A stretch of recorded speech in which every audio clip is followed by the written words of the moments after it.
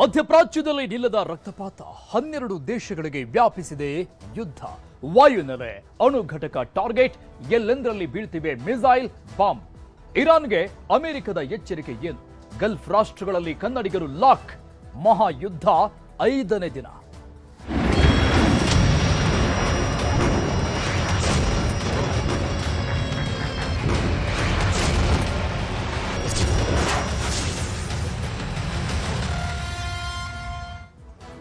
Israel ಮತ್ತು ಅಮೆರಿಕದ ವಿರುದ್ಧ ಈಗ ಇರಾನ್ ಕೂಡ ಕೊತ ಅಂತ ಕುದಿತಾ ಇದೆ. ಇರಾಕ್ನ ಬಾಗ್ದಾದ್ ಏರ್ಪೋರ್ಟ್ ಬಳಿ ಇರಾನ್ ದಾಳಿ ಮಾಡಿದೆ. ಇರಾಕ್ನ ಬಾಗ್ದಾದ್ ಏರ್ಪೋರ್ಟ್ ಬಳಿಯಲ್ಲಿ ಇರಾನ್ನಿಂದ ದಾಳಿಯಾಗಿದೆ. ಇಲ್ಲೆಲ್ಲ ಅಮೆರಿಕದ ಸೇನಾ ನೆಲೆಗಳಿರೋದು, ಮಿಲಿಟರಿ ಬೇಸ್.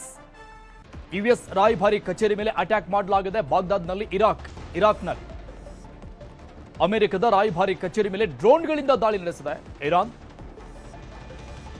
ಸೊ ಈ ರೀತಿಯಾಗಿ ಅಮೆರಿಕ ಮತ್ತು ಇಸ್ರೇಲ್ ಪರವಾಗಿರುವಂತಹ ರಾಷ್ಟ್ರಗಳು ಅಲ್ಲಿ ಏರ್ಬೇಸ್ಗಳನ್ನ, ರಾಯಭಾರಿ ಕಚೇರಿಗಳು ಇರುವಂಥದ್ದನ್ನ ಗುರುತಿಸಿಕೊಂಡು ಇರಾನ್ ಕೂಡ ತನ್ನ ಯುದ್ಧವನ್ನ ಮುಂದುವರಿಸ್ತಾ ಇದೆ. ಡ್ರೋನ್ಗಳನ್ನ ಬಳಸಿ ಇಲ್ಲೆಲ್ಲ ಅಟ್ಯಾಕ್ ಮಾಡ್ತಾ ಇದೆ ಇರಾನ್ ಕೂಡ. ಇರಾನ್ ಬಳಿಯಲ್ಲಿ ಅತಿ ಹೆಚ್ಚಿನ ಡ್ರೋನ್ ಇದೆ ಅನ್ನುವಂಥ ವಿಚಾರ. ಸೊ ಆ ನಿಟ್ಟಿನಲ್ಲಿ ಬಹುತೇಕ ಇರಾನ್ ಡ್ರೋನ್ಗಳಿಂದಾನೇ ಅಟ್ಯಾಕ್ ನಡೆಸ್ತಾ ಇರೋದು. ಎಲ್ಲೆಲ್ಲಿ ಈ ಅಮೆರಿಕದ ರಾಯಭಾರ ಕಚೇರಿಗಳಿದ್ದಾವೆ ಅಲ್ಲೆಲ್ಲ.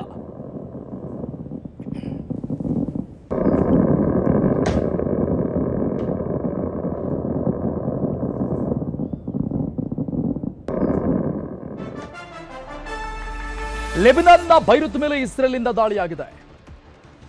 ಪೂರ್ವ ಲೆಬನಾನ್ನ ಬಾಲ್ಬೇಕ್ ಮೇಲೆ ಅಟ್ಯಾಕ್ ಮಾಡಿದೆ ಇಸ್ರೇಲ್. ಇಸ್ರೇಲ್ ದಾಳಿಯಲ್ಲಿ 4 ಜನ ಸಾವನ್ನಪ್ಪಿದ್ರೆ 6 ಮಂದಿಗೆ ಗಾಯಗಳಾಗಿದೆ. ಅವಶೇಷಗಳ ಅಡಿಯಲ್ಲಿ ಸಿಕ್ಕಾಕೊಂಡಿರುವವರ ರಕ್ಷಣಾ ಕಾರ್ಯ ನಡೀತಾ ಇದೆ ಬೈರುತ್ತಲ್ಲಿ. ಪೂರ್ವ ಲೆಬನಾನ್ನ ಬಾಲ್ಬೇಕ್ ಮೇಲೆ ಅಟ್ಯಾಕ್ ಮಾಡಿದೆ ಇಸ್ರೇಲ್ ಕೂಡ. ಸೊ ಇಸ್ರೇಲ್ ಮೇಲೆ ಇಲ್ಲಿಂದಲೂ ಕೂಡ ನಿರಂತರವಾಗಿ ದಾಳಿ ಆಗ್ತಾ ಇದೆ. ಕ್ಷಿಪಣಿ ದಾಳಿ ಮತ್ತು ಡ್ರೋನ್ ದಾಳಿ. ಸೊ ಅಲ್ಲೆಲ್ಲ ಕೌಂಟರ್ ಅಟ್ಯಾಕ್ ನಡೆಸ್ತಾ ಇರೋದು ಇಸ್ರೇಲ್ ಕೂಡ. 4 ಜನ ಸಾವನ್ನಪ್ಪಿದ್ದಾರೆ ಇಸ್ರೇಲ್ನ ಈ ಅಟ್ಯಾಕ್ ನಲ್ಲಿ. 6 ಮಂದಿಗೆ ಗಾಯ ಆಗಿದೆ ಅನ್ನುವಂತಹ ವಿಚಾರ ಗೊತ್ತಾಗ್ತಾ ಇದೆ. ಒಂದಿಷ್ಟು ದೇಶಗಳು ಇರಾನ್ ಪರವಾಗಿ ನಿಂತುಕೊಂಡಿರುವಂತದ್ದು. ಇಸ್ರೇಲ್ ವಿರುದ್ಧವಾಗಿರುವಂತಹ ಈ ಹಿಂದೆನೆ ವೈರತ್ವ ಇರುವಂತಹ ದೇಶಗಳು, ಕೆಲವೊಂದಿಷ್ಟು ರಾಷ್ಟ್ರಗಳು ಇರಾನ್ ಪರವಾಗಿದೆ.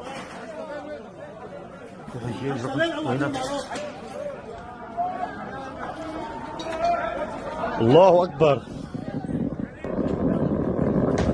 الله أكبر الله أكبر الله أكبر الله أكبر. صابق هي الضربة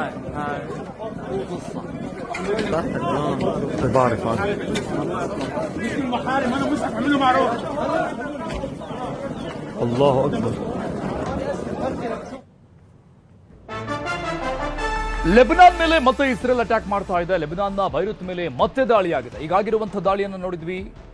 ಅತಿ ದೊಡ್ಡ ಬಿಲ್ಡಿಂಗ್ಗಳನ್ನ ಹೊಡೆದು ಹಾಕಿರುವುದು, ಅಲ್ಲಿ 4 ಸಾವಾಗಿದೆ.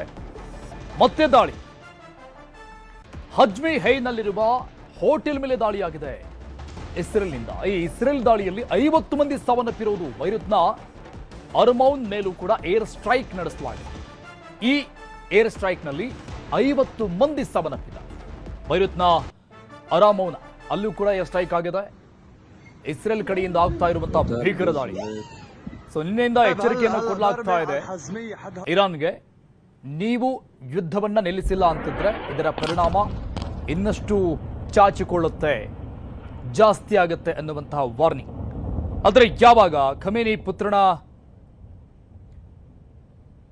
ಪರಮೋಚ್ಚ ನಾಯಕನಾಗಿ ಆಯ್ಕೆ ಆಗ್ತಾರೆ, ಸೊ ಅವರು ಕೂಡ ಶಪಥ ಮಾಡಿರೋದು ಈಗಾಗಲೇ ಇಸ್ರೇಲ್ ಮತ್ತು ಅಮೆರಿಕದ ವಿರುದ್ಧ ನಾವು ಪ್ರತೀಕಾರವನ್ನು ತೀರಿಸ್ಕೊಳ್ತೀವಿ ಅಂತ. ಸೊ ಹೀಗಾಗಿ ಯುದ್ಧ ಮತ್ತೆ ಮುಂದುವರಿತಾ ಇದೆ.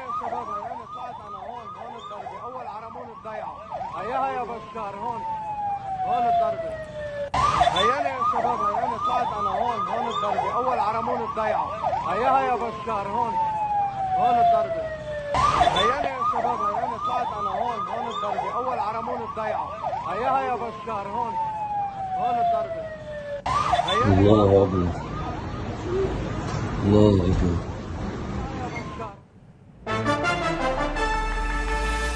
ಇನ್ನು ಇಸ್ರೇಲ್ ಮೇಲೆ ಇರಾನ್ನಿಂದ ನಿರಂತರವಾಗಿ ದಾಳಿ ಆಗ್ತಾ ಇದೆ.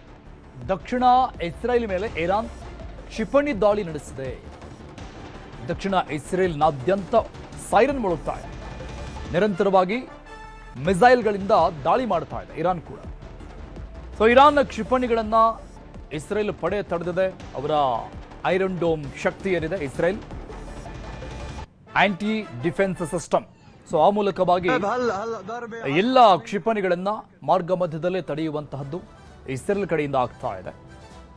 ಆದರೆ ಇಸ್ರೇಲ್ನ ಈ ದಕ್ಷಿಣ ಭಾಗದಲ್ಲಿ ಸೌತ್ ಎಂಡ್ನಲ್ಲಿ ಸಿಕ್ಕಾಪಟ್ಟೆ ಸೈರನ್ಗಳು ಮೊಳಗ್ತಾ ಇದೆ ಅನ್ನೋ ಮಾಹಿತಿ ಅಂತೂ ಇದೆ.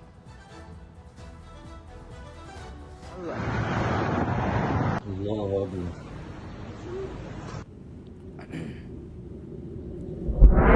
هيانا يا شباب هيانا طلعت انا هون الضربه. اول عرمون الضيعه.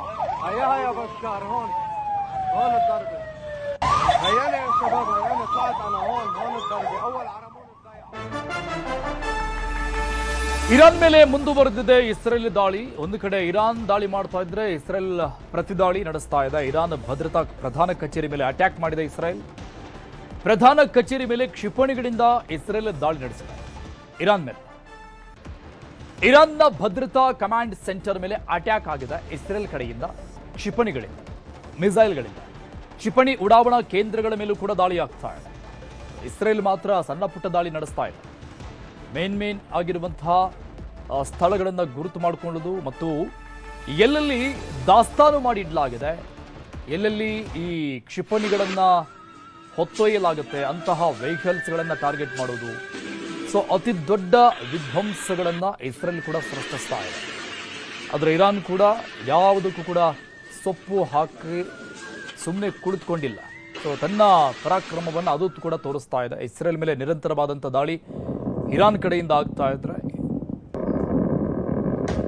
ಇನ್ನು ಇಸ್ರೇಲ್ ಕಡೆಯಿಂದಲೂ ಕೂಡ ಈ ರೀತಿಯಾಗಿ ಇರಾನ್ ಮೇಲೂ ಕೂಡ ನಿರಂತರವಾಗಿ ಕ್ಷಿಪಣಿ ದಾಳಿ ನಡೆಸ್ತಾ ಇದೆ. ಇರಾನ್ನ ಕ್ಷಿಪಣಿ ಉಡಾವಣಾ ಕೇಂದ್ರಗಳ ಮೇಲೆ ದಾಳಿಯಾಗಿದೆ.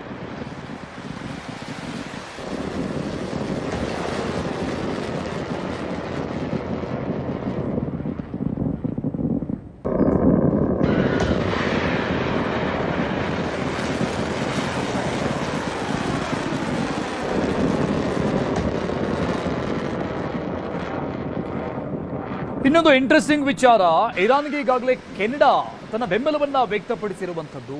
ಒಂದೊಂದೇ ರಾಷ್ಟ್ರಗಳು ತನ್ನ ಸ್ನೇಹಿ ರಾಷ್ಟ್ರಗಳಿಗೆ ಬೆಂಬಲವನ್ನ ವ್ಯಕ್ತಪಡಿಸ್ತಾ ಹೋಗ್ತಾ ಇರೋದು ಕೂಡ ಆತಂಕಕಾರಿ ಬೆಳವಣಿಗೆ ಆಗ್ತಾ ಇದೆ. ಯಾಕಂದ್ರೆ ಯುದ್ಧ ಆರಂಭ ಆಗಿ ನಾಳೆ ಮುಗಿಯುತ್ತೆ, ನಾಡಿದ್ದು ಮುಗಿಯುತ್ತೆ ಅಂತ ಇದ್ದಂತಹ ಸಾಧ್ಯತೆಗಳು ಈಗ ದೂರ ಆಗ್ತಾ ಇದ್ದಾವ ಅನ್ನೋ ಪ್ರಶ್ನೆಗಳನ್ನು ಹುಟ್ಟು ಹಾಕ್ತಾ ಇದೆ. ಇವತ್ತಿಗೆ 5ನೇ ದಿನ ಇಸ್ರಾಯೇಲ್ ಮತ್ತು ಇರಾನ್ ಮಧ್ಯದಲ್ಲಿ ಶುರುವಾಗಿರುವಂತಹ ಯುದ್ಧ ಕಾಲಿಟ್ಟಿರುವುದು 5ನೇ ದಿನಕ್ಕೆ.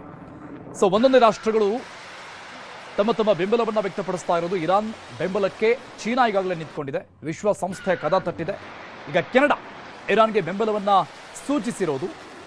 ಇನ್ನು ಖಮೇನಿ ಪುತ್ರ ಮುಜ್ತಾಬ್ ಅವರಿಗೆ ಸರ್ವಾಧಿಕಾರಿ ಪಟ್ಟವನ್ನು ಕಟ್ಟಲಾಗಿದೆ. ಇರಾನ್ನ ಸರ್ವಾಧಿಕಾರಿ ಅಂತ ಅಯತುಲ್ಲಾ ಅಲಿ ಮುಜ್ತಾಬ್ ಆಯ್ಕೆಯಾಗಿದ್ದಾರೆ ಇರಾನ್ ನಾಯಕನಾಗಿ. ಸೊ ಅವರು ಬರ್ತಾ ಇದ್ದಂಗೆ ಪ್ರತಿಜ್ಞೆ, ಶಪಥವನ್ನು ಮಾಡಾಗುತ್ತೆ. ನಾವು ನನ್ನ ತಂದೆಯ ಹತ್ಯೆಗೆ ಅಥವಾ ಈ ಯುದ್ಧಕ್ಕೆ ಪ್ರತೀಕಾರವನ್ನು ತೀರಿಸಿಕೊಳ್ಳದೆ ಬಿಡೋದಿಲ್ಲ ಅಂತ. ಸೊ ಇದರ ಬೆನ್ನಲ್ಲೇ ಒಂದೊಂದೇ ರಾಷ್ಟ್ರಗಳು ಇರಾನ್ ಬೆಂಬಲಕ್ಕೆ ಕೂಡ ನಿಂತುಕೊಳ್ತಾ ಇರುವುದು ಆತಂಕಕಾರಿ ಬೆಳವಣಿಗೆ. ಸೊ ಹಾಗಾಗಿ ಇದು 3ನೇ ಮಹಾಯುದ್ಧಕ್ಕೇನಾದರೂ ತಿರುಗಿಕೊಂಡು ಬಿಡುತ್ತಾ ಅನ್ನುವಂತಹ ಪ್ರಶ್ನೆಗಳನ್ನ ಹುಟ್ಟು ಹಾಕ್ತಾ ಇದೆ. ಇನ್ನು ಬೆಂಗಳೂರಿಂದ ದುಬೈಗೆ ತೆರಳಿದ್ದವರು ಅಲ್ಲೇ ಲಾಕ್ ಆಗಿಬಿಟ್ಟಿದ್ದಾರೆ. ದುಬೈ ಪ್ರವಾಸಕ್ಕೆ ತೆರಳಿದ್ದಂತ 30 ಮಂದಿ ಲಾಕ್ ಆಗಿದ್ದಾರೆ. ದುಬೈನಲ್ಲಿ ರೋಲಾ ಅಪಾರ್ಟ್ಮೆಂಟ್ನಲ್ಲಿ ಕನ್ನಡಿಗರಿಗೆ ಆಶ್ರಯವನ್ನ ನೀಡಲಾಗಿದೆ. ಭಾರತಕ್ಕೆ ವಾಪಸ್ ಕರೆಸಿಕೊಳ್ಳುವಂತೆ ಮನವಿಯನ್ನ ಮಾಡಿಕೊಡ್ತಾ ಇದ್ದಾರೆ ಜನ, ಬಟ್ ಆಗ್ತಾ ಇಲ್ಲ. ಅಲ್ಲಿಂದ ಯಾವುದೇ ಫ್ಲೈಟ್ಗಳು ಟೇಕ್ ಆಫ್ ಆಗ್ತಾ ಇಲ್ಲ. ಇಲ್ಲಿಂದ ಹೋಗಿರುವಂತಹ ಫ್ಲೈಟ್ ನಿನ್ನೆ ವಾಪಸ್ ಬಂದಿರೋದನ್ನು ಕೂಡ ನಾವು ನೋಡಿದ್ವಿ. ಬೆಂಗಳೂರಿಂದ ದುಬೈವರೆಗೂ ಹೋಗಿ ಲ್ಯಾಂಡ್ ಆಗೋದಕ್ಕೆ ಅವಕಾಶ ಇಲ್ಲದೇನೆ ವಾಪಸ್ ಆಗಿದೆ ಫ್ಲೈಟ್. ಜನರನ್ನು ವಾಪಸ್ ಕರೆದುಕೊಂಡು ಬಂದು ಬೆಂಗಳೂರಲ್ಲಿ ಬಿಟ್ಟಿದೆ. ಸೊ ಹೀಗಿರುವಾಗ ಅಲ್ಲಿಂದ ಫ್ಲೈಟ್ಗಳು ಟೇಕ್ ಆಫ್ ಆಗೋದು ಸಾಧ್ಯ ಇಲ್ಲದಂತಹ ಪರಿಸ್ಥಿತಿ. ಸೊ ಆದರೆ ಕನ್ನಡಿಗರಿಗೆ ಮಾತ್ರ ಬಹಳಷ್ಟು ಸಂಕಷ್ಟ ಆಗ್ತಾ ಇದೆ.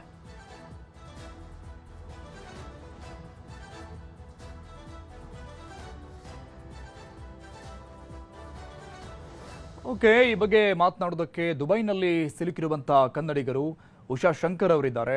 ಮ್ಯಾಮ್ ನಮಸ್ಕಾರ. ನಮಸ್ತೆ ಸರ್. ಮೇಡಮ್, ಯಾವಾಗ ಹೋಗಿದ್ರಿ ನೀವು? ಹೇಗಿದ್ದೀರಾ? ಸೇಫ್ ಆಗಿದ್ದೀರಾ? ಊಟ ತಿಂಡಿ ಎಲ್ಲ ಆಗ್ತಿದೆಯಾ? ಎಲ್ಲ ವ್ಯವಸ್ಥೆನೂ ಚೆನ್ನಾಗಿದೆ ಸರ್. 28ಕ್ಕೆ ನಾವು ಅಲ್ಲಿಂದ ಹೊರಟು ಇಲ್ಲಿಗೆ ಬಂದಿದ್ದು. ಸೊ ನಾವು 5ನೇ ತಾರೀಕು 3 ಗಂಟೆಗೆ ಫ್ಲೈಟ್ ಇದೆ ನಮ್ದು. ಇಂಡಿಗೋ ಇದೆ. ಇಂಡಿಗೋ ಆಸ್ ಪರ್ ನಾವು ಏನು ಅಂತ ಅಂದ್ರೆ ಇಂಡಿಗೋ ಫ್ಲೈಟ್ ಯಾವ್ದು ಹೊರಟಿಲ್ಲ ಇಲ್ಲಿಂದ. ಸೊ ನಮಗೆ ಆತಂಕ ಆಗ್ತಾ ಇರೋದು ಏನು ಅಂತ ಅಂದ್ರೆ ನಾವು ಹೆಚ್ಚಿಗೆ ದಿನ ಇಲ್ಲಿ ಇರೋಕೆ ನಮ್ಗೆ ವ್ಯವಸ್ಥೆ ಈಗ ಅಷ್ಟು ಮಾಡ್ಕೊಟ್ಟಿದ್ದಾರೆ ಇದೆ. ಆದ್ರೆ ನಮ್ಮ ವರ್ಕ್ ಕಂಡೀಷನ್ ಹೋಗ್ಬಾರ್ದು ಅಂತ ಹೇಳಿ ನಾವು ನಿಮ್ಮನ್ನೆಲ್ಲಾನು ಬೇಡ್ಕೊಳ್ತಾ ಇದೀವಿ. ನಮ್ಗೇನಾದ್ರು ಒಂದು ವ್ಯವಸ್ಥೆ ಮಾಡ್ಕೊಡ್ಬೇಕು ನಮ್ಮ ಊರಿಗೆ ನಾವು ಸೇಫ್ ಆಗಿ ತಲುಪೋದಿಕ್ಕೆ.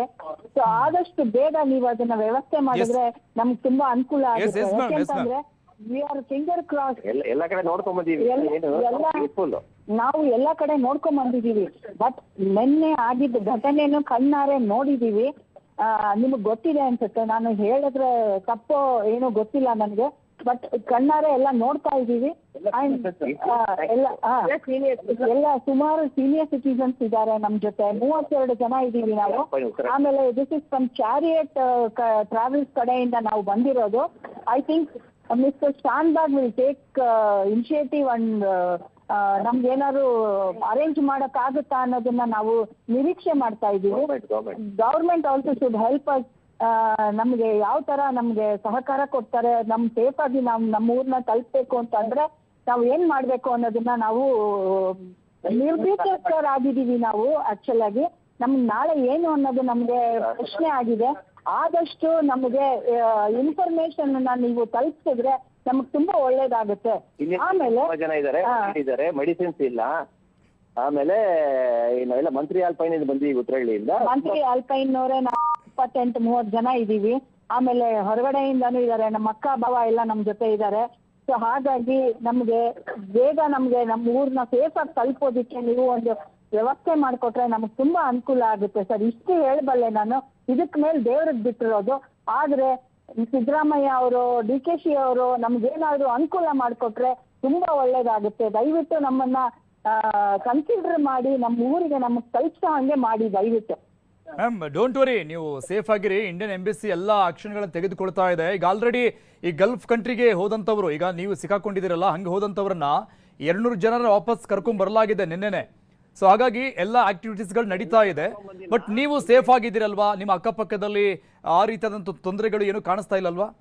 ರಮೇಶ್ ಅಂತ ಬಂದಿಂದ ನಾವು ಸೇಫ್ ಆಗಿದ್ದೀವಿ. ಎಲ್ಲಾ ಕಡೆ ತಿರುಗ್ತಾ ಇದೀವಿ. ಮೊಬೈಲ್ ಯಾವತ್ತದೇ ತೊಂದರೆ ಏನೋ ಇಲ್ಲ, ಎಲ್ಲೂ ಏನು ಆಗಿಲ್ಲ. ಆಯ್ತಾ? ಸೇಫ್ ಆಗಿ ಹೋಟ್ಲಲ್ಲಿ ತಿರುಗ್ತಾ ಎಲ್ಲ. ನಾವು ಗೋಲ್ಡನ್ ಬಜಾರ್ ಬಂದಿದ್ದೀವಿ, ರೂಮ್ಗೆ ಹೋಗ್ತೀವಿ. ನಾಳೆ ನಮ್ ಡಿಪಾರ್ಚರ್. ನಮ್ಗೆ ಏರ್ಪೋರ್ಟ್ ಅಲ್ಲಿ ಫ್ಲೈಟ್ ಅರೇಂಜ್ಮೆಂಟ್ ಆಗ್ಬೇಕು. ನಮ್ಗೆ ಜನ ವಯಸ್ಸಾದವರು ಇದಾರೆ, ಎಲ್ಲ 70-80 ಅವರೆಲ್ಲ ಇದಾರೆ. ನಮ್ಗೆ ಇಂಡಿಯಾಗೆ ಮುಟ್ಸ್ಬೇಕು ನಾವು, ನೀವು ಮೇನ್ ಆಗಿ. Yes yes. ನಿಮಗೆ ಈ ಬುಕಿಂಗ್ ಇನ್ಫಾರ್ಮೇಶನ್ ಏನಾದ್ರು ಬಂದಿದೆಯಾ ಸರ್? ಈಗ ಮೋಹನ್ ಅಂತ, ನಾನು ಮೋಹನ್ ಅಂತ, ಮೋಹನ್ ಕುಮಾರ್ ಅಂತ ಸರ್. ನಾವು 68 ವರ್ಷ ಮೆಡಿಸಿನ್ಸ್ ಎಲ್ಲ ತಂದಿದ್ದು ಎಲ್ಲ ಹೋಗ್ತಾ ಬಂದೆ ಸರ್. ಓಕೆ ಸರ್, ಹೇಳಿ ಸರ್. ಹೇಳಿ ಸರ್, ಮಾತಾಡಿ ಸರ್, ಮಾತಾಡಿ. ಸರ್ ನಮ್ಮ ಎಲ್ಲ ಸೀನಿಯರ್ ಸಿಟಿಸನ್ಸ್. ನಾವು ವಿಲ್ಸನ್ ಗಾರ್ಡನ್ ಇಂದ ಬಂದಿರೋದು. ಉಷಾ ಅವರ ಅಕ್ಕ ಭಾವ ನಾವು. ಮೆಡಿಸಿನ್ಸ್ ಎಲ್ಲ ನಾಳೆಗೆ ಆಗೋಗ್ಬಿಡುತ್ತೆ ನಮ್ದೆಲ್ಲ. ಯಾಕಂದ್ರೆ ಒಂದು 5 ದಿನ ತಂದಿದ್ದು ನಾವು. ಈಗೇನಪ್ಪಾ ಅಂತ ಹೇಳಿದ್ರೆ ಅದು ನಮ್ಮ ಆದಷ್ಟು ಬೇಗ ಊರು ತಲುಪಿಸಿದ್ರೆ ಹೆಲ್ತ್ ಮತ್ತೆ ಸೇಫ್ ಆಗಿ ಸೇರ್ತೀವಿ ಅಂತ ಹೇಳ್ತೀವಿ. ಯಾಕಂದ್ರೆ ವಯಸ್ಸಾದವ್ರು ಎಲ್ಲರೂ ಕಂಗೆಟ್ಬಿಟ್ಟಿದ್ವಿ ನಾವೆಲ್ಲ ಇಲ್ಲಿ. ಸರ್ ತಮಗೆಲ್ಲ ಈಗ ವಯಸ್ಸಾದಂಥವರು ಸೀನಿಯರ್ ಸಿಟಿಜನ್ಸ್ ಅಂತ ಹೇಳ್ತಾ ಇದ್ದೀರಲ್ಲ, ಮೆಡಿಸಿನ್ಸ್ ನೀಡಿರುತ್ತೆ, ಅದೆಲ್ಲ ಸಿಗ್ತಾ ಇದೆಯಾ ಅಲ್ಲಿ ತಮಗೆ?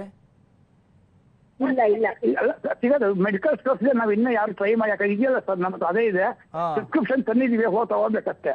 Okay okay. ಈಗ ತಮಗೆಲ್ಲ ಸಹಾಯ ಮಾಡ್ತಾ ಇರೋದು ಯಾರು ಅಲ್ಲಿ? ಸಹಾಯ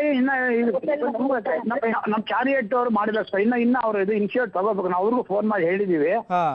ಇಷ್ಟವರೆಗೆ ನಮ್ಮನ್ನ ಕೊಡ್ತಾರೆ. ಇದುವರೆಗೆ ನಮ್ಗೆ ಏನಾಗುತ್ತೆ ತೊಂದರೆ ಕಾಣಿಸಿಲ್ಲ. ಯಾಕೆ ಇನ್ನ ನಾಳೆ ತನಕ ನಮ್ ಟೈಮ್ ಇತ್ತು ನೋಡ್ಕೋತಾ ಇದ್ದಾರೆ. ನಾಳೆಯಿಂದ ಏನಾಗುತ್ತೋ ಪರಿಸ್ಥಿತಿ ಗೊತ್ತಿಲ್ಲ ಸರ್. ಈ ಫ್ಲೈಟ್ ಇನ್ಫಾರ್ಮೇಶನ್ ಏನಾದ್ರು ಬಂದಿದೆ ಸರ್ ತಮಗೆ? ಕ್ಯಾನ್ಸಲ್ ನಾಳೆ ಇರೋದ್ರಿಂದ ನಾಳೆ ಸರ್ ಇನ್ನು ಇಂಡಿಗೋ ಯಾವ್ದು ಸ್ಟಾರ್ಟೇ ಆಗಿಲ್ಲ ಸರ್. ಇನ್ನು ಎಮರೇಟ್ಸ್ ಮಾತ್ರ ಹೋಯ್ತಂತೆ. ಒಂದು 4-5 ಬ್ಯಾಚ್ ಹೋಗಿದೆ ಸರ್. ಸೊ ಬುಕಿಂಗ್ ಸ್ಟೇಟಸ್ ಏನು ಬಂದಿಲ್ಲ ಈಗ? ಕ್ಯಾನ್ಸಲ್ ಇದೆಯಾ, ಕ್ಯಾನ್ಸಲ್ ಆಗಿದೆಯಾ ಅಥವಾ ಇಲ್ವಾ ಅನ್ನೋದೇನು ಬಂದಿಲ್ಲ ಸರ್. ಕ್ಯಾನ್ಸಲ್ ನಿನ್ನೆ ಇವತ್ತು ತನಕ ಕ್ಯಾನ್ಸಲ್ ಆಗಿದೆ. ನಾಳೆ ಓಪನ್ ಆಗ್ಬೋದು ಸರ್. ಎಲ್ಲರೂ ಓಕೆ ಓಕೆ ಸರ್. ಇದು ನಮ್ಗೆ ಎಮಿರೇಟ್ಸ್ ಅಂತ ಇಲ್ಲಿದ್ದು ಗವರ್ಮೆಂಟ್, ದುಬೈ ಗವರ್ಮೆಂಟ್ ಫ್ಲೈಟ್ಸ್ ಕೆಲವನ್ನ ಆರ್ಗನೈಸ್ ಮಾಡಿ ರೆಸ್ಕ್ಯೂ ಮಾಡ್ತಾ ಇದ್ದಾರೆ. ಅದ್ರಲ್ಲಿ ಬಂದ ಪ್ಯಾಸೆಂಜರ್ಸ್ ನ ನಮ್ಮ ಇಂಡಿಯನ್ ಇಂಡಿಗೋ ಫ್ಲೈಟ್ ಬಂದವ್ರನ್ನ ಯಾರನ್ನೂ ಟಚ್ ಮಾಡಿಲ್ಲ. ಅವ್ರ ಫ್ಲೈಟ್ ಗಳು ಬಂದಿಲ್ಲ. ನಾಳೆ ನಮ್ಗೆ ಇಂಡಿಗೋದಲ್ಲಿ ಬಂದಿರೋ ನಮ್ಗೆ ಇಂಡಿಗೋ ಫ್ಲೈಟ್ಸೇ ಬೇಕಾಗುತ್ತೆ ನಮ್ಗೆ ಕರ್ಕೊಂಡು ಹೋಗ್ತೀವಿ. ಬೇರೆ ಯಾರ ಇದಾಗದಿದ್ರೆ ಆಗಲ್ಲ. ಅದಾಗದಿದ್ರೆ ಇಲ್ಲಿದ್ದು ಫ್ಲೈಟ್ ಯಾವ್ದಾರಲ್ಲ ಅದು ನಮ್ಮನ್ನ ಇಲ್ಲಿಂದ ಕಳ್ಸಕ್ಕೆ ಅರೇಂಜ್ಮೆಂಟ್ ಆದ್ರೆ ಒಳ್ಳೇದು. Okay sir, okay. ಸೇಫ್ ಆಗಿರಿ ಸರ್. ಎಲ್ಲರೂ ವಾಪಸ್ ಸೇಫ್ ಆಗಿ ತಾಯ್ನಾಡಿಗೆ ಬರ್ತೀರಾ? ಆ ರೀತಿಯಾದಂತಹ ಕ್ರಮಗಳಾಗ್ತಾ ಇದೆ. Thank you so much news ಜೊತೆ ಮಾತನಾಡಿದ್ದಕ್ಕೆ. ಇನ್ನು ದುಬೈನಲ್ಲಿ ಸಿಕ್ಕಾಕೊಂಡಿರುವಂತಹ ಕನ್ನಡಿಗರು ಈ ರೀತಿಯಾಗಿ ಪರದಾಡ್ತಾ ಇದ್ದಾರೆ. ದುಬೈನಲ್ಲಿ ಸಿಲುಕಿರುವ ಕರ್ನಾಟಕದ 50 ಮಂದಿಯ ಗೋಳಾಟ ಇದು. ಬಳ್ಳಾರಿಯಿಂದ 35 ಜನ ಹೋಗಿದ್ರು. ಸೊ ಆ 35 ಜನ ಸೇರಿ ಒಟ್ಟಾರೆ 50 ಮಂದಿ ಲಾಕ್ ಆಗ್ಬಿಟ್ಟಿದ್ದಾರೆ. ವಾಪಸ್ ಬರೋಕ್ಕಾಗ್ತಾ ಇಲ್ಲ. 4 ದಿನಗಳಿಂದ ಆತಂಕದಲ್ಲೇ ಕನ್ನಡಿಗರು ಜೀವನ ಮಾಡ್ತಾ ಇದ್ದಾರೆ. ಈಗ ತಾನೇ ನಾವು ದುಬೈನಿಂದ ಮಾತಾಡ್ತಾ ಇದ್ದಂತಹ ಒಂದಿಷ್ಟು ಕನ್ನಡಿಗರ ಧ್ವನಿಯನ್ನ ಕೇಳಿಸ್ಕೊಳ್ತಾ ಇದ್ವಿ. ಪಾಪ ವಯಸ್ಸಾದಂಥವರು, ಸೀನಿಯರ್ ಸಿಟಿಜನ್ಸ್ ಇದ್ದಾರೆ. ಬಹಳ ಸಮಸ್ಯೆ ಆಗ್ಬಿಟ್ಟது. 4 ದಿನಗಳಿಂದ ಆತಂಕದಲ್ಲೇ ಕನ್ನಡಿಗರು ಜೀವನ ಮಾಡ್ತಾ ಇದ್ದಾರೆ. ಯಾಕಂದ್ರೆ ಇವತ್ತಿಗೆ 5ನೇ ದಿನ ಈ ಯುದ್ಧ ಆರಂಭ ಆಗಿ ಬೇಗ ವಾಪಸ್ ಕರೆಸ್ಕೊಳ್ಳಿ ಅಂತ ಜನ ಮನವಿ ಮಾಡಿಕೊಡ್ತಾ ಇದ್ದಾರೆ. ಬಳ್ಳಾರಿ ಗ್ರಾಮೀಣ ಶಾಸಕ ನಾಗೇಂದ್ರ ಜೊತೆ ಸಂಪರ್ಕದಲ್ಲಿದ್ದಾರೆ. ಬಳ್ಳಾರಿಯಿಂದ ಹೋದಂತಹ ಜನರ ತಂಡ ಏನಿದೆ, ಪ್ರವಾಸಿಗರ ತಂಡ, ಅವರು ಶಾಸಕರ ಜೊತೆಗೆ ಮಾತನಾಡಿದ್ದು, ಮೊನ್ನೆನೂ ಕೂಡ ಮಾತನಾಡಿದ್ರು. ಫೆಬ್ರವರಿ 24ಕ್ಕೆ ದುಬೈಗೆ ಹೋಗಿದ್ದು 50 ಜನ. ವಾಪಸ್ ಇವರು 28ನೇ ತಾರೀಕು ಬರಬೇಕಾಗಿತ್ತು ಭಾರತಕ್ಕೆ, ಆದರೆ ಆಗಲಿಲ್ಲ. ದುಬೈ ಏರ್ಪೋರ್ಟ್ ಬಂದ್ ಆದಂತಹ ಹಿನ್ನೆಲೆಯಲ್ಲಿ ಲಾಕ್ ಆಗಿದ್ದಾರೆ ಜನ. ಇನ್ನು ಗಲ್ಫ್ ರಾಷ್ಟ್ರಗಳಲ್ಲಿ ಕನ್ನಡಿಗರು ಲಾಕ್ ಆಗಿದ್ದು ಪರದಾಡ್ತಾ ಇದ್ದಾರೆ. ಇರಾನ್ನಲ್ಲಿದ್ದ ಚಿಕ್ಕಮಗಳೂರಿನ ಯುವಕ ನಾಪತ್ತೆಯಾಗಿದ್ದಾರೆ.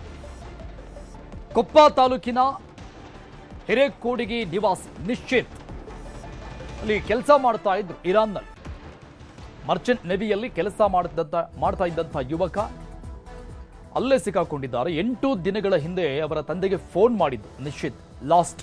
ಅದಾದ್ಮೇಲೆ ಇದುವರೆಗೂ ಅವರ ಸಂಪರ್ಕ ಆಗ್ತಾ ಇಲ್ಲ. 8 ದಿನಗಳಿಂದ ಮಗನ ಫೋನ್ ಬರದೇ ಇರೋದಕ್ಕೆ ಪಾಪ ತಂದೆ ತಾಯಿ ಆತಂಕಕ್ಕೆ ಈಡಾಗಿದ್ದಾರೆ. ಯಾಕಂದ್ರೆ ಅಲ್ಲಿ ಯುದ್ಧದ ವಾತಾವರಣ ಇದೆ. ಮಗನ ಸಂಪರ್ಕ ಸಿಗದೆ ಪೋಷಕರು ಕಂಗಾಲಾಗಿದ್ದಾರೆ.